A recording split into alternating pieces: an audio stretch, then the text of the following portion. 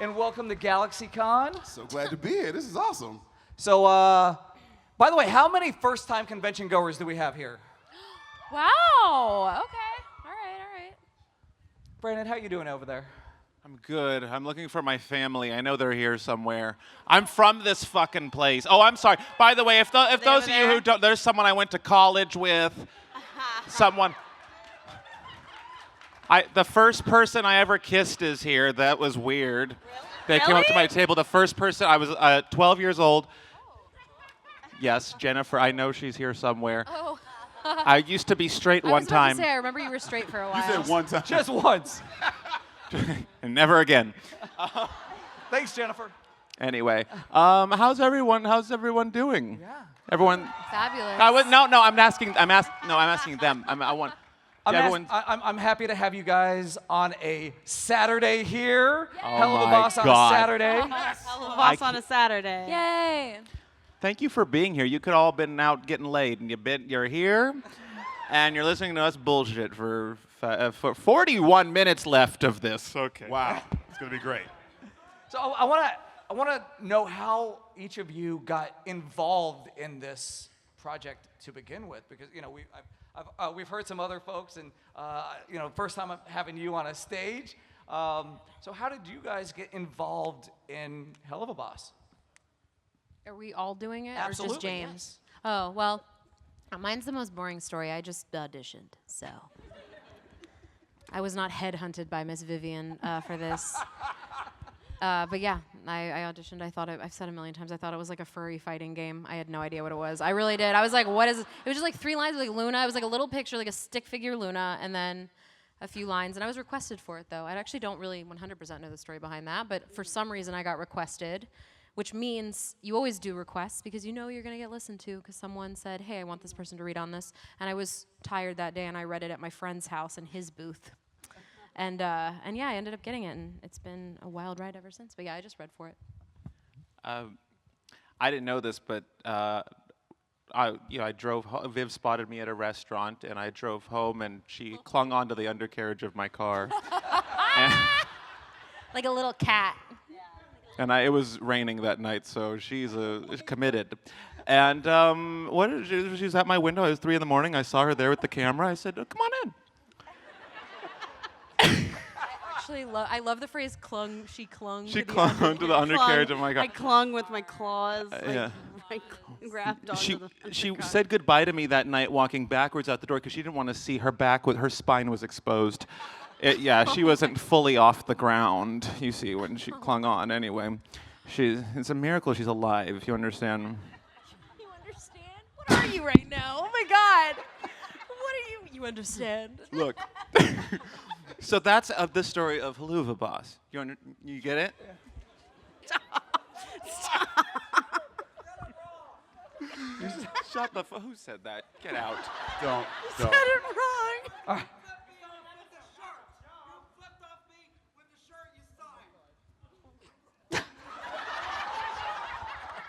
We gotta cancel didn't this see that panel. Okay, save us. No problem. Okay. So, my story is a little sentimental, you see. I was doing this really unknown show called Disney's Aladdin on Broadway. Yeah, thank you. Did you happen to win anything for that? It's a little trinket called a Tony. It's okay. It's great.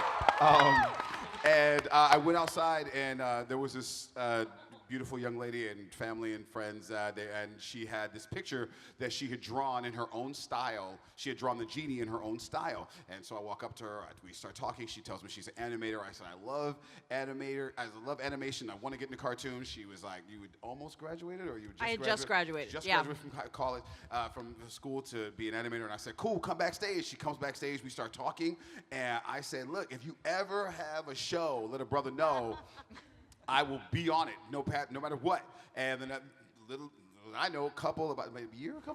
Yeah, I think it was, not too much longer later. She emails me and tells me all she wants me to do is to say 1 or 2 lines for this little thing called Hazbin Hotel. And so I do it on my phone because I had just left Aladdin, went to Hamilton, name drop, went to Hamilton. And I record the lines on my phone. And next thing I know, she takes them, animates them, and it's like the pilot of Yeah, it was in the pilot, in the yeah. bar. I'm like the little It's like a dinosaur. dinosaur Yeah. alligator character, and I'm just like, whoa, this is the coolest thing. And my homeboy, who also plays Iago, was there, and he got to do it too. And next thing you know, my agent calls, and literally my agent was like, you got the call. You've been called for this show. I have no idea what it is. And she said, Viv Medrano. And I was like, yes. The answer is yes. Whatever's happening, I don't care what it is, it's yes.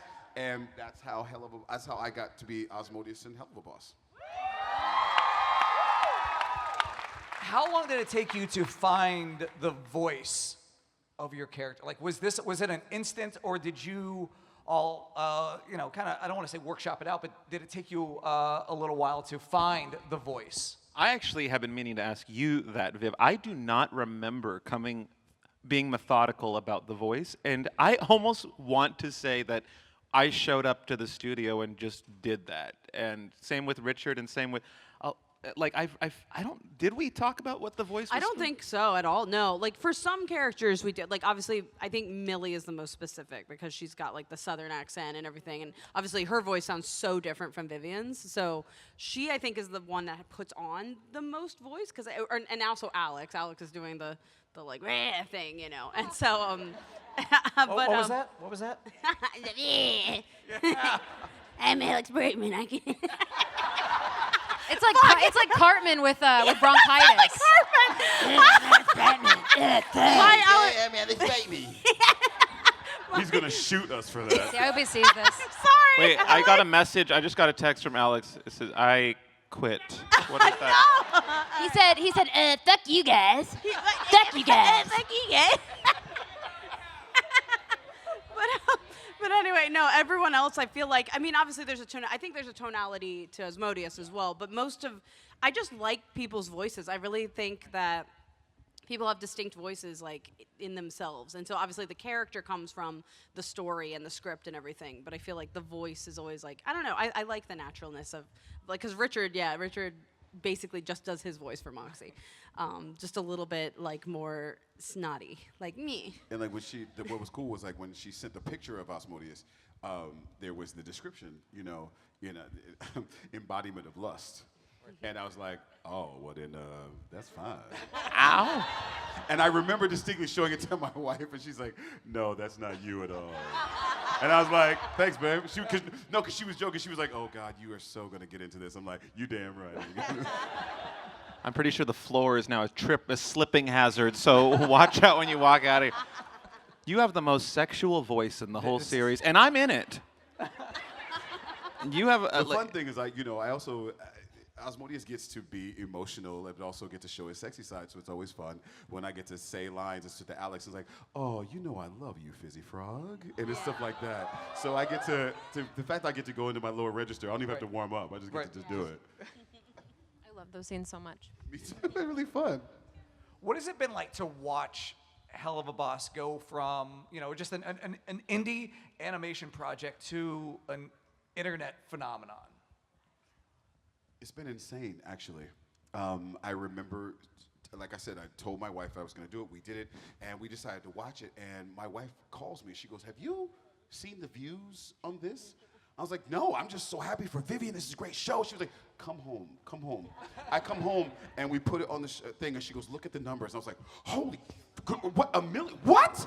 And we were shocked. I was just happy that my friend made a show. We had no idea it was going to be what it is, but we thank all of you so much. We really mean it. Yeah. I say thank you to obviously I'm so thankful that I get to come to these in general, but I really you guys are the reason that we've come as far as we have. We get to make the show.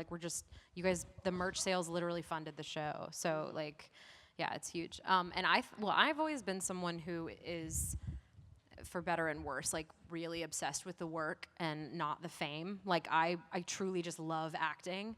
And so my involvement with a project emotionally kind of ends when I leave the booth, truly. And I think that's protected me in a lot of ways, because I just try to give what I can and serve the project as best I can, and then I get the fuck out and I live my life. And as long as that is done and dusted, I feel good about it. I can leave it. So the fact that this has taken off is just, I hate to be that actor who's like, it's just such a big gift, but it is. It really is. It's such a gift. Oh my God. I can't believe it. Yeah, it's gravy. I mean, it's so nice. So yeah. I know. I'm kind of the best. I know. Thank you so much. You really are. Thank you so much. Okay. All right. Damn, 2. Brett, He's not here. I hate you. He knows that. Brandon, what has it been like for you to see the growth? Well, you always make a show with the intent of it being the biggest possible thing. So it's not like I didn't think this was ever going to happen. Like, that was the goal, right? But I honestly, realistically, no, we didn't think it was going to get to this level. I mean, I think we were excited to just make a proof of concept. Here's a 10. It was a 10-minute pilot, roughly. Yeah, I think that was the original. It was like pilot. 5, right? No, the original pilot I think was like 10 minutes. Really? Oh wow. Okay. Yeah.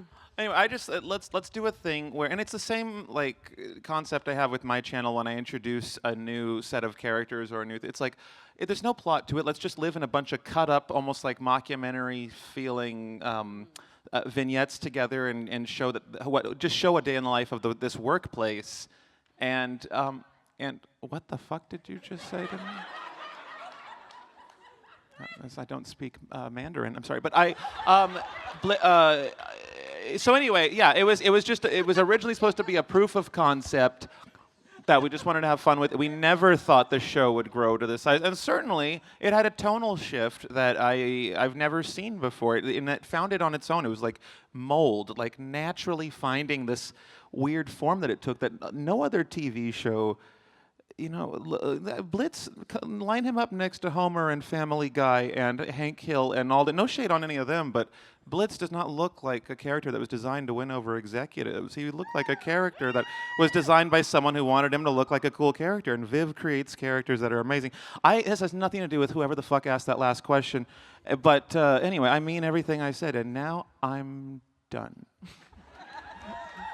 So, as a follow-up on that, so obviously the show has its super over-the-top moments, but also has those very emotional moments. Have any of those moments resonated with you personally while either recording or watching? Definitely. The fun things that I get to do with Alex as Osmosis and Fizz, and what I love is that I've been married for 23 years. My kids are out there, I think. You guys out there? Thanks, y'all. Love you. So they know, but it's just fun to see a relationship that is so nurturing and so honest, and for Fizz to go through his moments of feeling inadequate or defeated or not quite enough, and to have someone look at you and say, no, I love you for who you are. I love you for what you look like. I love you for all your flaws. That is love. I always say love is a verb. Love is something that you do. It's not something that you say. Love is something that you do. So if you can look at a person and say, and be there for them no matter what they're going through. And it's been fun to, like, my wife and I first sit down and watch it. We were like, God, we've been through this moment. We've been through moments like this in our marriage of, me as the actor feeling inadequate, and my wife is much taller than me, so it is definitely a Fizz and Osmodeus moment, just reverse. And my wife looking at me like, no, it doesn't matter how big you are, it doesn't matter what they say, you are who you are, and I love you for that. And so seeing those scenes, I was like, damn, Viv is like, talking to us. So it's really fun to see and witness, and hopefully it resonates with the folks that watch it. Now, Erica, Luda has obviously a lot of emotion, a lot of emotional scenes. What? How does that, reflect back on you? You mentioned, I think you kind of mentioned that you kind of set that aside when you leave the booth. Is that? Yeah. Well, no, I mean, emotionally, if you do something really emotional. Right. I remember, oh my God, there's a video of me somewhere for season 3. I was tears streaming down my face. I mean, it was just. You have some really good stuff in Yeah, season 3, well, which because obviously is a ways away, but there's yes, a lot of really. Luna angst. I don't want to. Well, I mean, I'm kind of an open book, but I've told this story before, but in Seeing Stars, Luna's talking about he's trying, and isn't that enough? Because not everybody sees eye to eye, but yeah, like trying is enough sometimes. Like when the person loves you unconditionally, it's putting in that effort. And I've had some situations like that with my dad, and he's loves me unconditionally, and he's sometimes like, when things have been really difficult for me, life things, he actually said, like, I watched that scene, and that's what I'm trying to do. Like, I'm trying to support you as best I can. It's like, yeah. Hell yeah.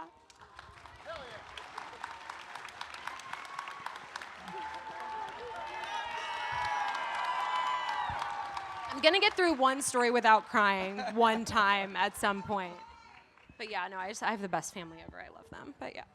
So, Vivienne and Brandon, when writing the show, how difficult are those emotional scenes for you to get out during those times, while also mixed in with all the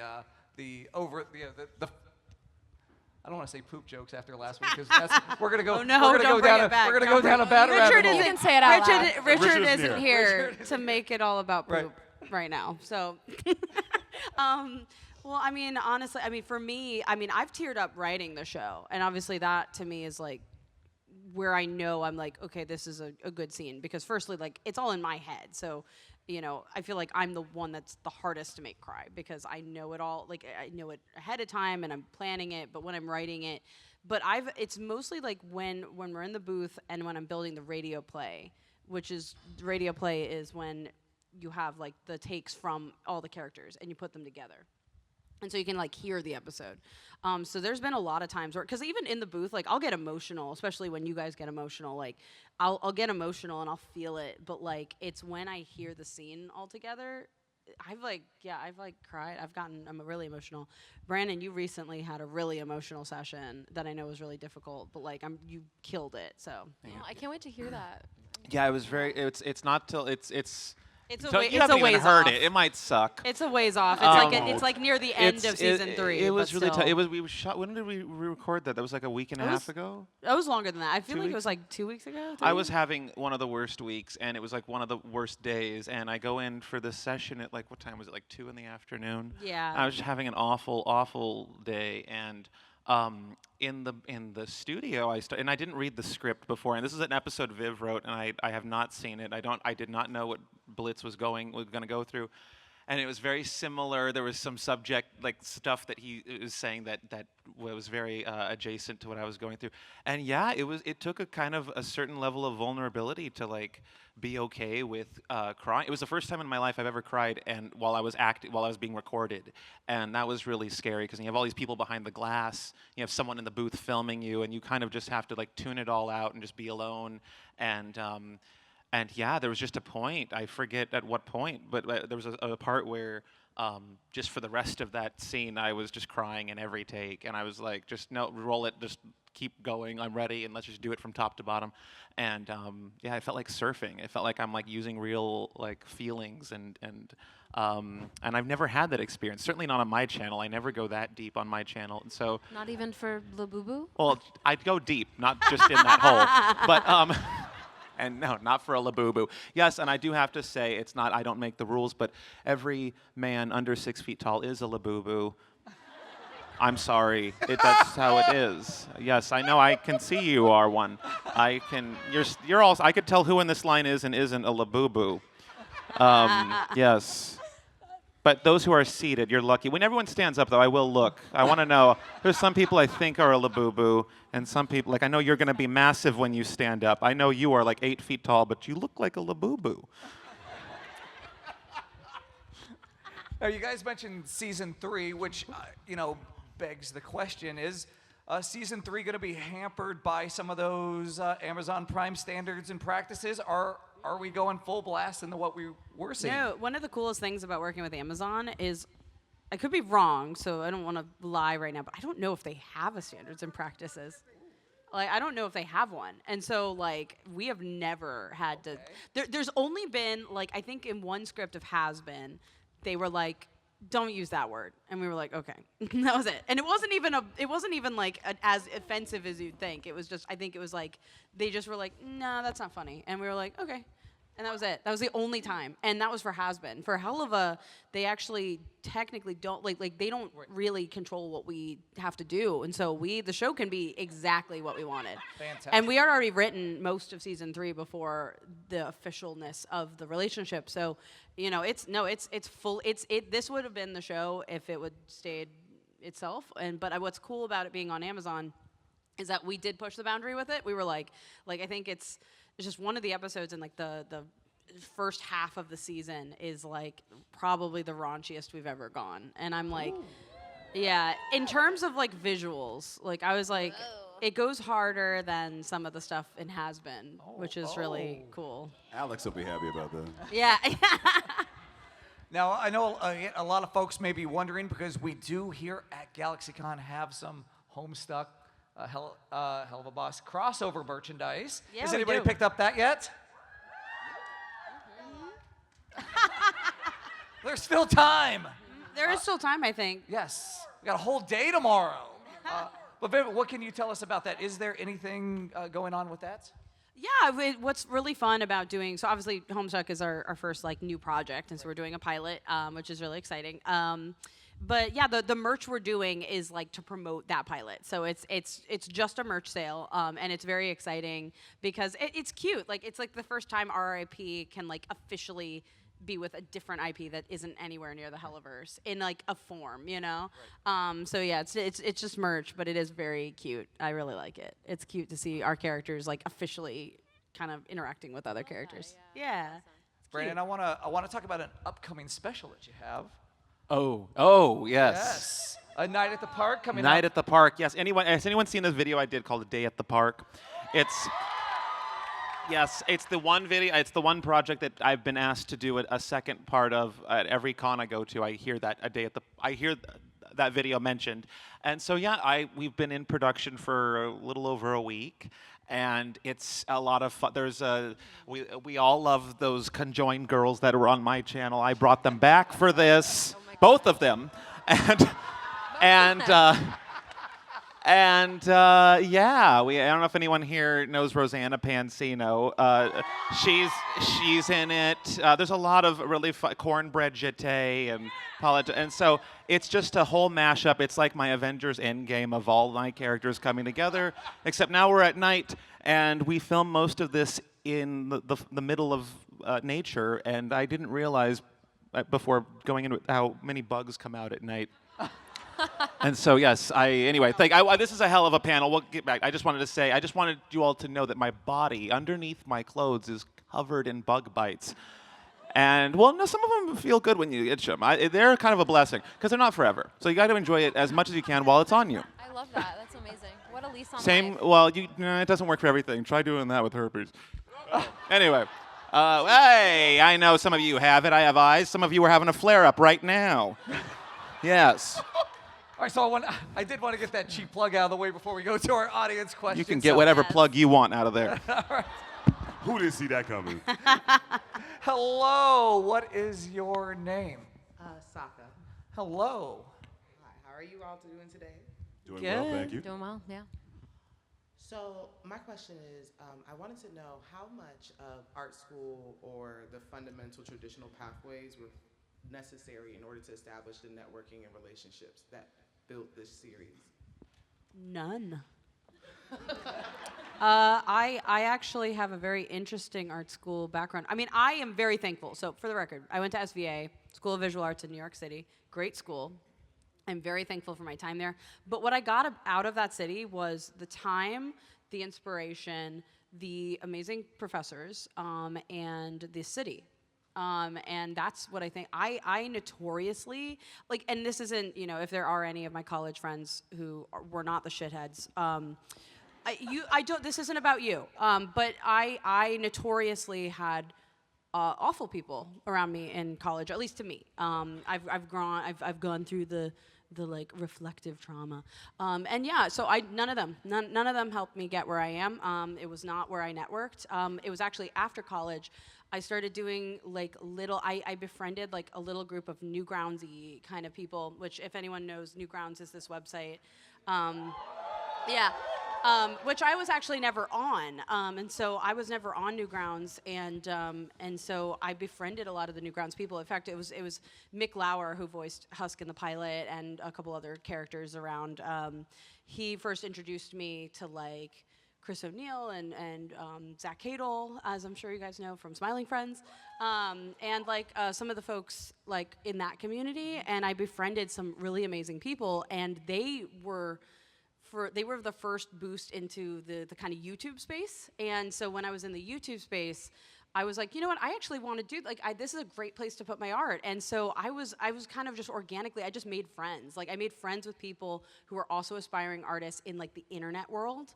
And then they encouraged me to put my work out there. I did. I started, I looked up to a lot of these creators, like Chris, like Zach. Like, I was very, and so, like, I think the network, like I think a lot of people think, like, when you're in college, and I thought so too, is like, this is where I have to, like, these are my lifelong friends. I have to get along with these people and like form like a bond that will never go away. And I have, these are my people, right, forever. No.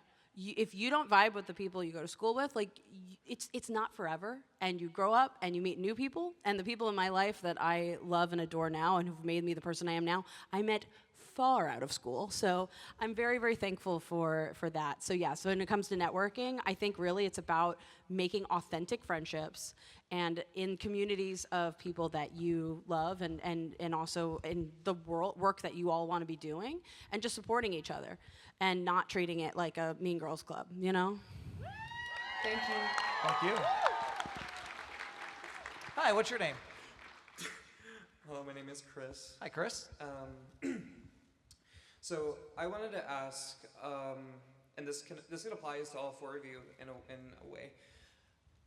As an independent artist myself, I ask what words of advice or encouragement you have for anybody who's starting off in the field creatively or acting or throughout any sort of walk in the artistry in a world that's constantly relying, unfortunately, on AI. Fuck AI. Yeah.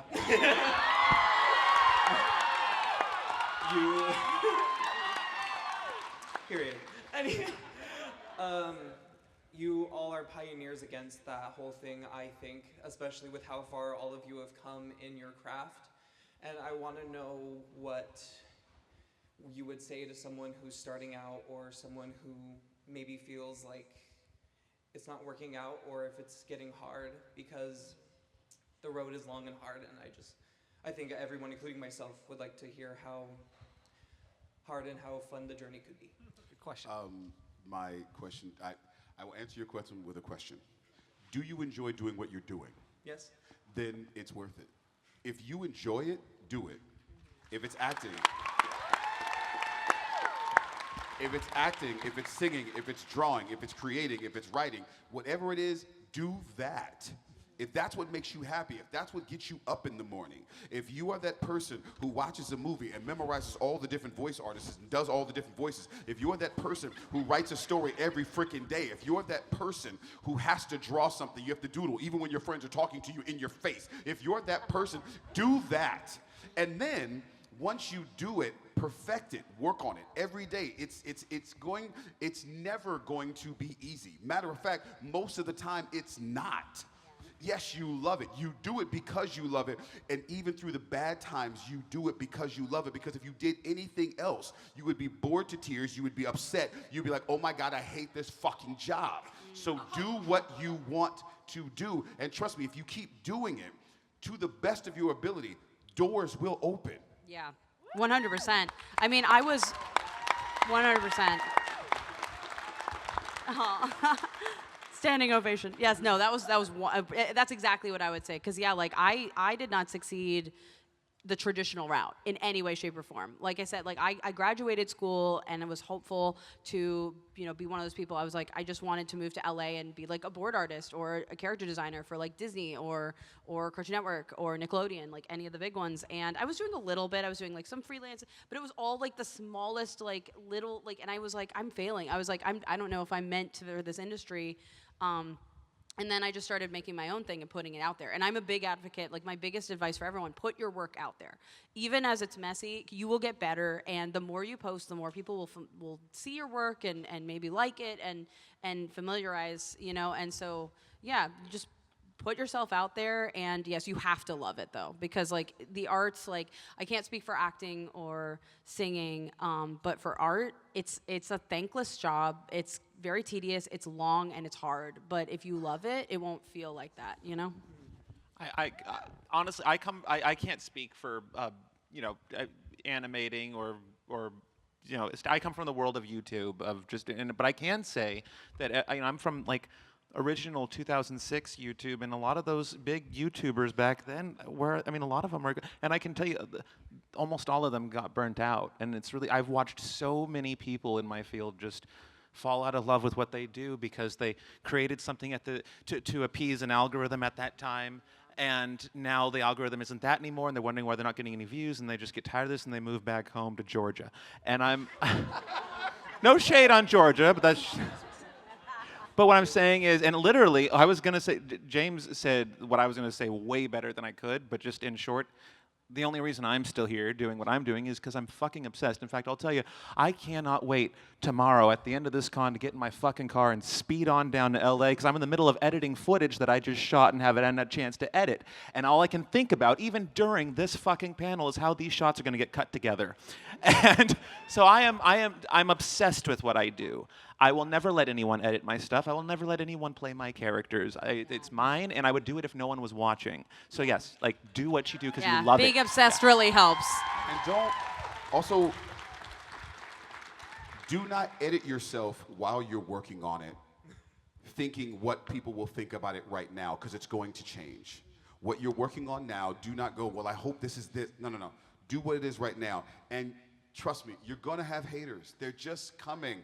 Anybody who has a dream is going to have haters because 80% of the world are haters and 20% are the artists, are the people who do things, are the people who go out and try to make something of themselves. The rest of the 80% of the world are fucking haters and they have no dreams and they do nothing. They just wait to watch your shit and talk about it. So if you have haters, you're obviously doing your job.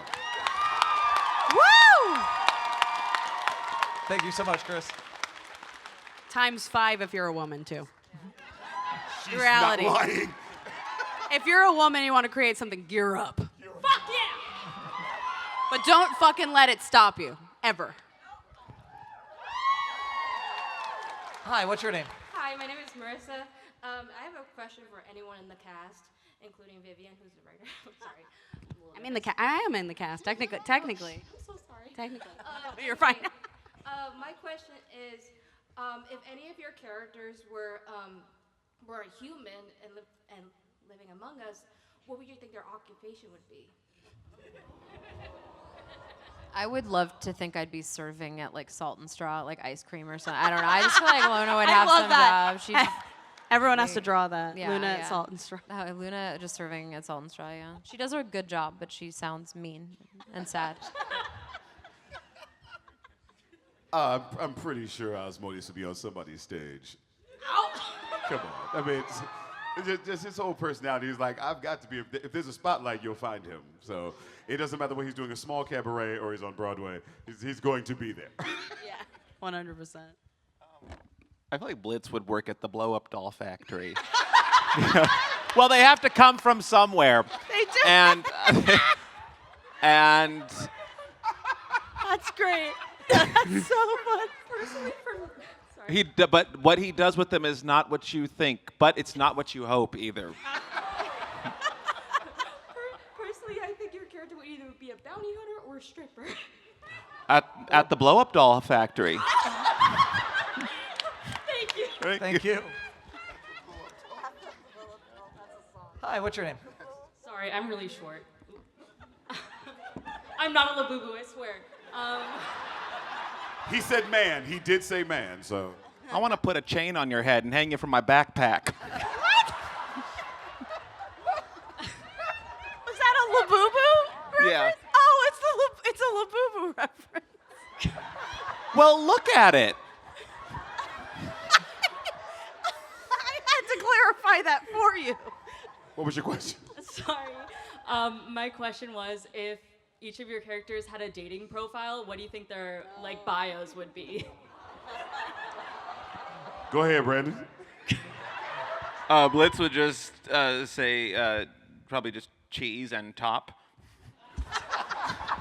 And cheese-loving top. Okay, that's a good one. I think Luna, based off of the public's reaction to her, doesn't need a damn word on her profile. I think she just needs a picture, and I think she'd be doing great. I think mine would just say embodiment of lust. I mean, does you need anything else? What do we more really do you need need? anything else? Thank you so much. Thank you. All right, here we go. Hello, what is your name? Name's Zach. You might remember me, Brandon. I have no idea what you are. North Carolina, putting a middle finger on my shirt that you signed. Oh, I hope you liked it. Well, by the way, my question's for you. Oh. You already answered this in a panel once, but Oh. well, let's do it again. F, marry, kill. Who would you pick? For anyone in the world? No, Damn. Helluva Boss. Oh, Helluva okay. Boss. Oh. fuck. Well, marry Richard for the money. Fuck. Who would I have to fucking hell? I don't know. Richard. You know what? Just because of that reaction, I fuck James. And kill Amir. Wait, is Amir in Helluva? He's in Hazbin. Oh. Who am I killing? I'll kill Alex Brightman. No! I'm trying to think of I love Alex Brightman, but everyone else is sweeter. You're not. I'm not going to kill myself. I could fuck or marry myself, though, and I'll tell you, I've done one of those. Not what you think, not what you hope. Are we done with this? Yes, the thank kid you that we so much. killed in the Thank pilot? you. All right. Thank All right. you. All right, so listen, we have a long line. We have about 5 minutes left, so I got 3 rules. Get in, get out, make it good. Hello, what's your name? that is good. Get in, get out. What's your... All right. My name's Belle. Hello, Belle. I'm a really big fan of the show. Obviously, I'm here. I go through pretty bad depressive episodes, so watching this show and has always been a comfort of mine during those moments. And so I guess my question, and including you as a writer, is there any scenes that you went into recording that in your head you thought it was going to be one way, but then the final outcome of it was completely different, better than what you hoped for? I feel like that's every time we record. I mean, because I feel like everyone kind of builds on what we write as a script. I mean, obviously, there's a lot of it stays as written, but I feel like everything, when it comes to life, we hear the tone and we adjust and we do new things, and there's a lot of improv.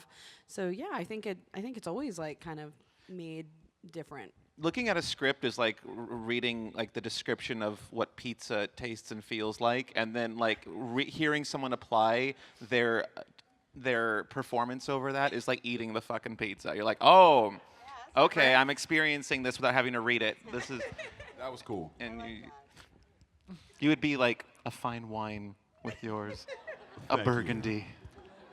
Thank you so much. Hello. Step right up. Hey, I'm Sam. Hi. Sam's the skeleton. Okay, you have a question? Hi. I wanted to read you a bone joke off of my skeleton. Okay. Is it quick? Yes. Okay.